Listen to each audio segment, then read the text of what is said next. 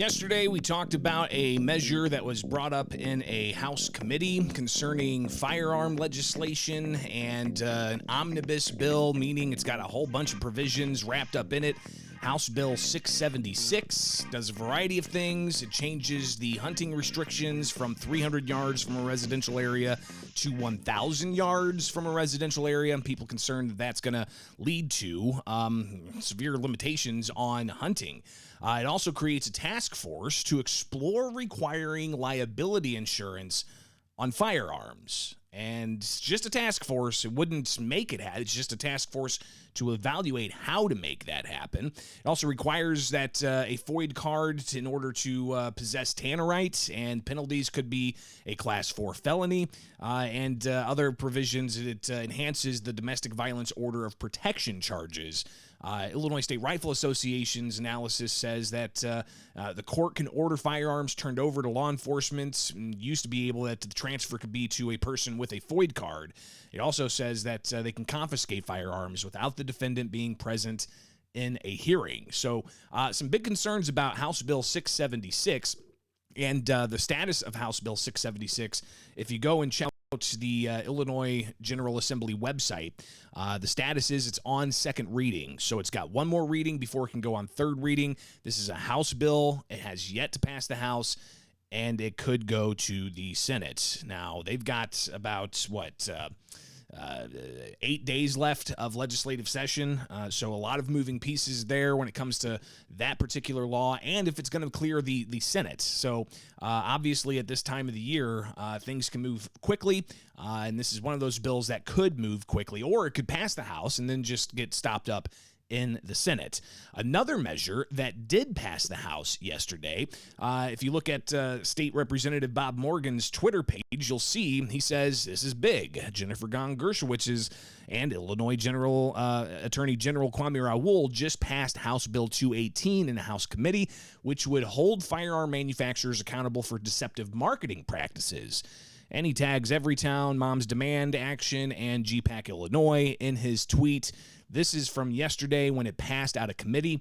It then went to the House floor where lawmakers debated this. Not a long debate, but still some important questions that were raised. Here is Jennifer Gahn-Gershowitz talking about her measure and some more particular details about how it would impact the state and gun manufacturers and dealers in Illinois.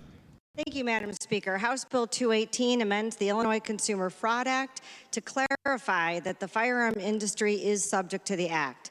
This legislation takes pre-existing standards of conduct in Illinois common law and the Consumer Fraud Act regarding responsible sales and marketing practices and makes clear that they are applicable to the sale and marketing of firearms products.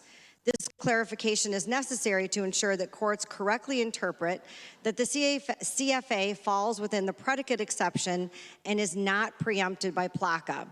The bill ensures that the firearm industry does not get special treatment under Illinois law. The Firearm Industry Responsibility Act, House Bill 218, is designed to hold gun manufacturers accountable and ensure that families devastated by gun violence have a path to justice in Illinois civil courts.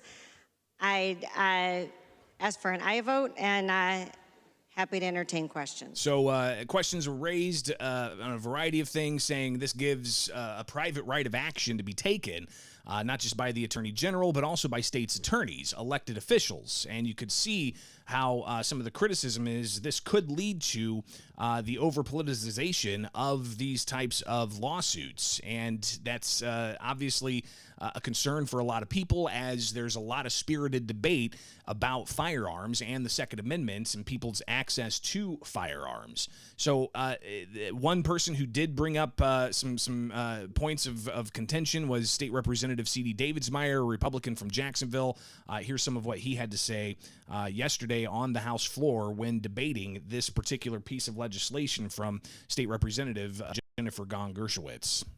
In this House, on this floor, it seems as though we want to hold everybody accountable for someone's actions except for the individual who actually committed the crime.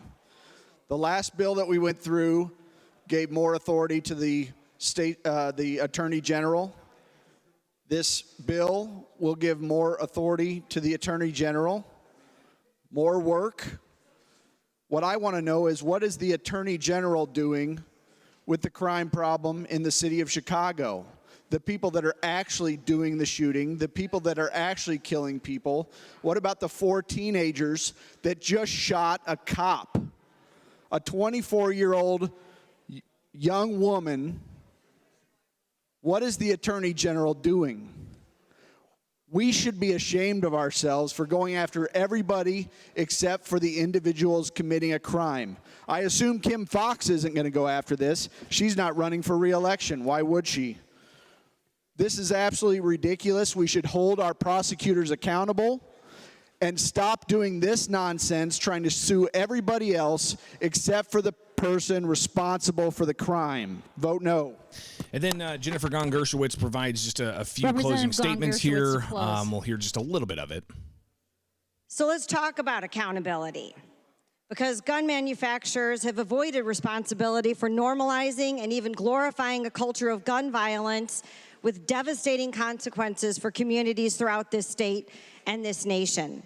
Our children are dying in our neighborhoods and schools with unprecedented regularity.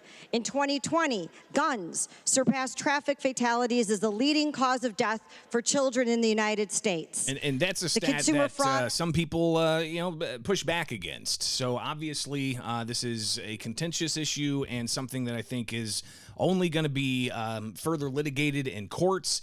So we'll see what exactly happens with this House bill after it passed the House, and could go into the Senate, and who knows if it advances in the Senate. Again, they've got 9 days they've got 8 days to finish up session. They adjourn May 19th for spring session. So a lot of things to cover here. All right, that's just one bill that they passed last night. Another bill deals with abortion and pregnancy centers. So we'll get to that next here on WMAY.